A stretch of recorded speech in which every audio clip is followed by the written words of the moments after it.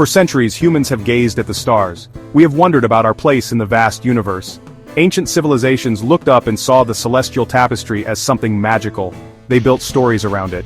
Many believed that Earth was the center of everything. It felt like common sense. After all, the sun, moon, and stars seemed to revolve around us. Ancient astronomers carefully charted the movements of celestial objects. They created complex models to explain what they observed. These models were often intertwined with mythology and religion. The universe was a place of wonder and mystery.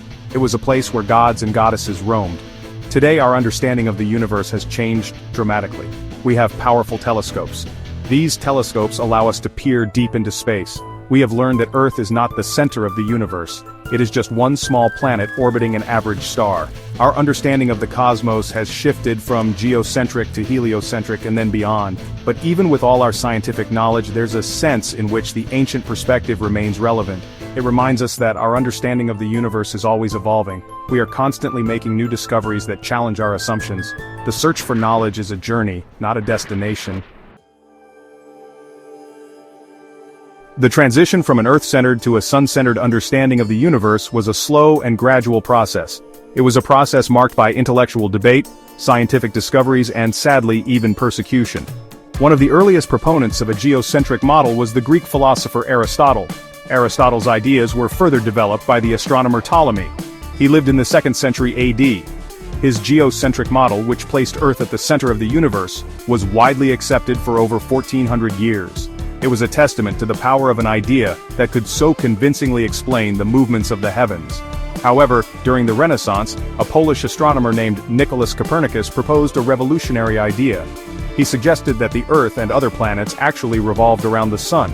This heliocentric model, though initially met with resistance, eventually gained traction thanks to the work of astronomers like Johannes Kepler and Galileo Galilei. Galileo, using the newly invented telescope, provided observational evidence that supported Copernicus's theory. He observed the phases of Venus, which could only be explained if Venus orbited the Sun. This discovery challenged the long-held geocentric view and marked a turning point in our understanding of the cosmos. The concept of a center holds deep cultural and mythological significance. Across cultures, certain places have been revered as sacred centers. These places often serve as points of connection between the earthly and the divine. In many ancient cultures, mountains were seen as sacred places. They were seen as the homes of gods. For example, Mount Olympus was considered the home of the gods in Greek mythology.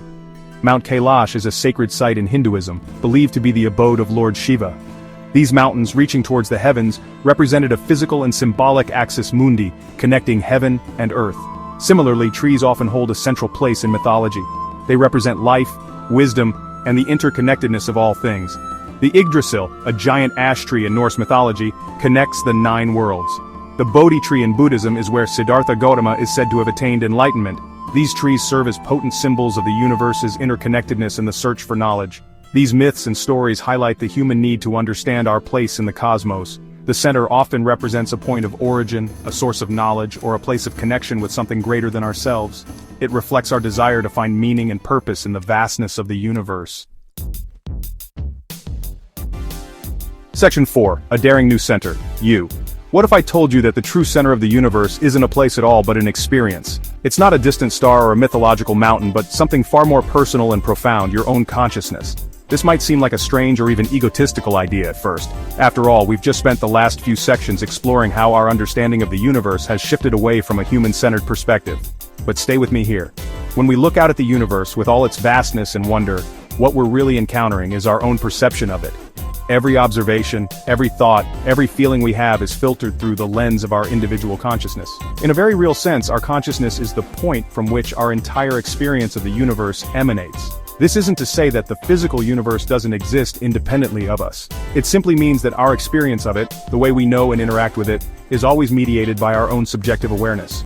Each of us experiences the universe in a unique way. Section 5. Shaping reality. Consider the simple act of looking at a flower.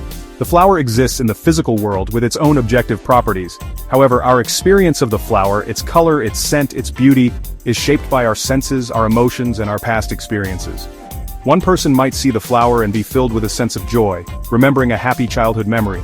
Another person might see the same flower and feel a sense of sadness, reminded of a lost love. The flower itself hasn't changed, but our individual perception of it creates a different reality for each of us. This is true not just for our sensory experiences but for our understanding of the universe as a whole. The way we interpret scientific data, the theories we develop, the meaning we find in the cosmos, all of this is shaped by our individual consciousness. Our beliefs, values, and assumptions all play a role in how we understand the universe around us. In a way, we each live in our own unique universe, shaped by the lens of our perception.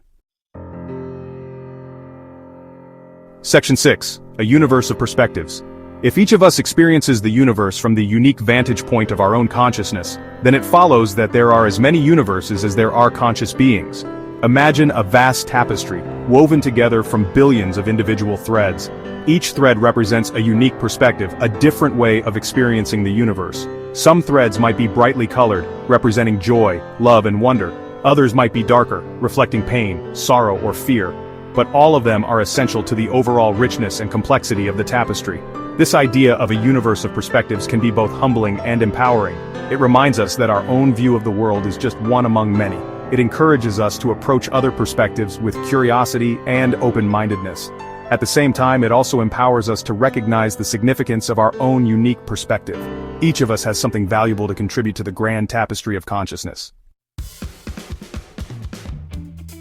Section 7. Your universe awaits. So, as you look up at the night sky, remember that you are not just a passive observer of the universe. You are an active participant in its unfolding story. Your consciousness is the true center of your universe. It is the point from which your unique experience of reality emerges. Embrace the wonder and mystery of it all. Ask questions, challenge assumptions, and never stop exploring the infinite possibilities that lie within and beyond your own perception. Your universe awaits. If you enjoyed this journey, don't forget to subscribe, like, and share this video. Your support helps us explore the universe together.